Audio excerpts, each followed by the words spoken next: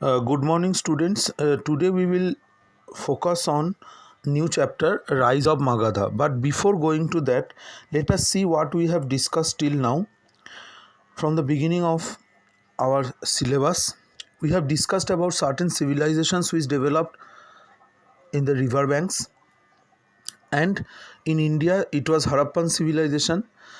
After the fall of Harappan civilization, we found that the Aryans came to India and stayed in India from Central Asia.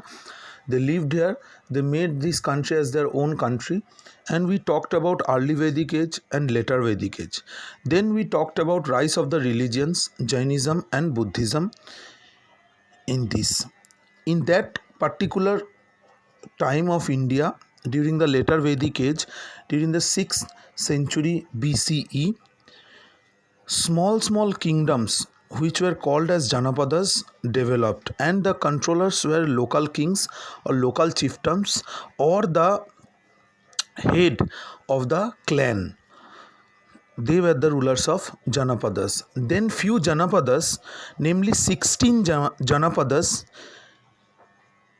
they became powerful and their size was huge, and these 16 Janapadas were ruled by powerful kings or powerful rulers.